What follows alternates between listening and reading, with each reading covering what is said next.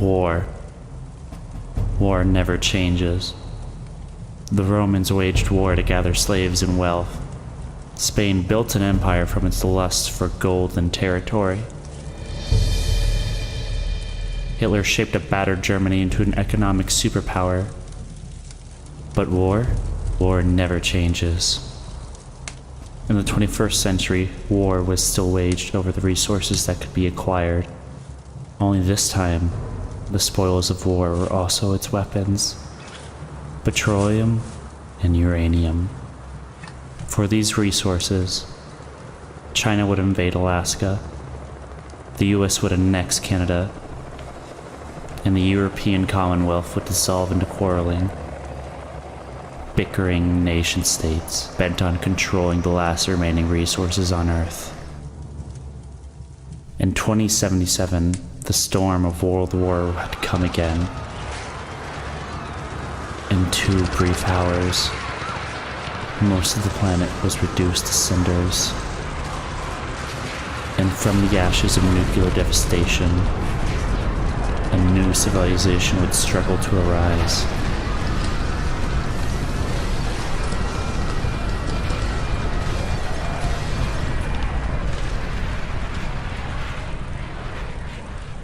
The end of the world occurred pretty much as we had predicted. Too many humans, not enough space or resources to go around. The details are trivial and pointless.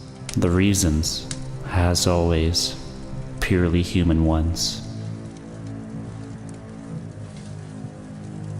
The Earth was nearly wiped clean of life.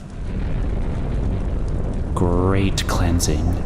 An atomic spark struck by human hands quickly raged out of control.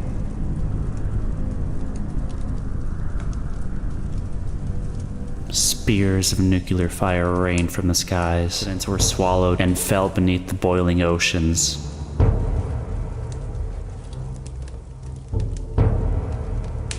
Humanity was almost extinguished, their spirits becoming part of the background radiation that blanketed the Earth. A quiet darkness fell across the planet, lasting many years.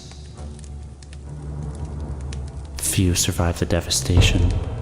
Some had been fortunate enough to reach safety, taking shelter in great underground vaults. When the great darkness passed,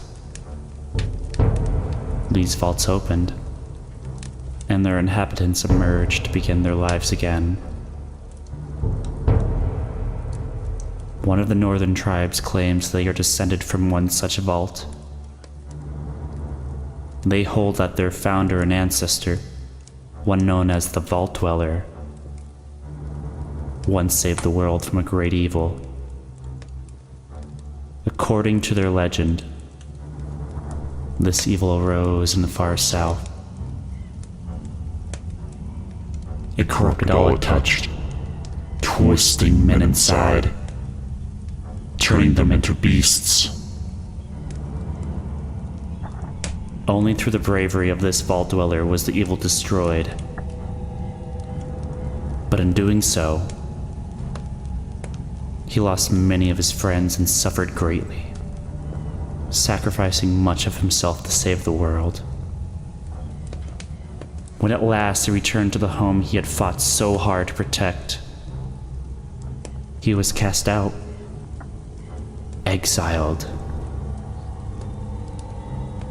In confronting that which they feared, he had become something else in their eyes, and no longer their champion. Forsaken by his people, he strode into the wasteland. He traveled far to the north, until he came to the Great Canyons. There, he founded a small village, Arroyo, where he lived out the rest of his years. And so, for a great generation since its founding, Arroyo has lived in peace, its canyons sheltering it from the outside world. It is home. Your home. but the scars left by the war have not yet healed, and the Earth has not yet forgotten.